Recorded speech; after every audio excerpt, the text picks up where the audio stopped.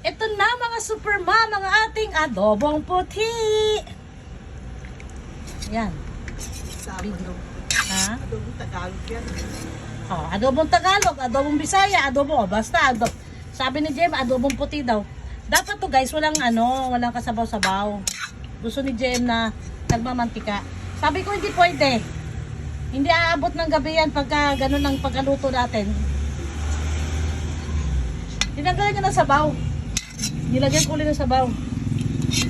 Masarap to siya patuyuin na nagmamantika pagbabaunin. Halimbawa, mag-outing yan. Ganun ang dapat ang pagluto nun, talagang walang kasabaw-sabaw. Yan. Para ma-budget at magkasya hanggang mamayang gabi, lalagyan natin ng sabaw. Masarap ang sabaw nito guys, super sarap. Sek, abutan mo ang plato kasi. Ang plato. Kakain ako. Mag-taste review na tayo nitong aking adobong puti. Sandok sek sa kanin. Ito yung kanin natin guys, bagong sinain. At bagong luto ang ating adobong puti.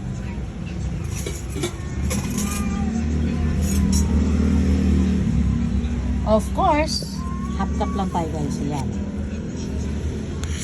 Yan. Half cup. Yan. Parang 1 cup pa. Mukhang 1 cup pa. Pero half cup lang yan. And, of course,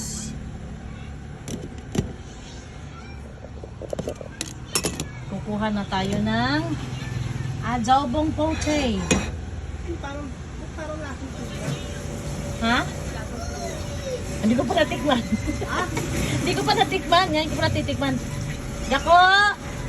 Kali kakain na tayo ko. Kukuha tayo ng 3 lang. Tulog pa. 3 laman. Ayoko nang may taba. Taba pa din. Ayan. 2 pa lang yan. Ilagay natin ng sauce sa kanin. Laman. Kuha tayo uli ng laman. Kasi ayaw ko ng taba. Mas masarap adobong puti guys. O adobong Tagalog. Yempo. Ito kasi panglaga ko dapat to na adobo Ayan. Kuha tayo konti sa pa uli. Oops. Sabaw. Laman. And 1 egg. Patay ng 1 egg. Okay. Goods. We're goods.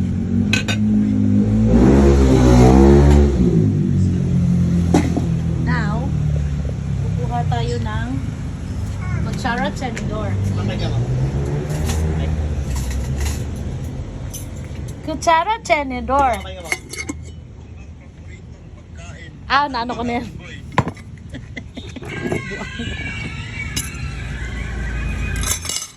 May naghihintay. Amaram. May naghihintay dyan na pulis patola.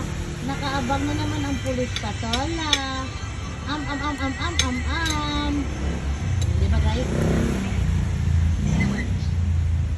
Ako ang unang nagsantok para ako ang kakain pero siya ang unang susubo.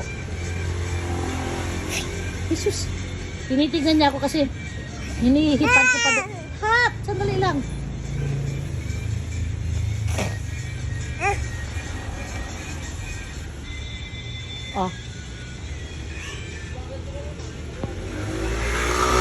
Diba? Nainitan ka pa.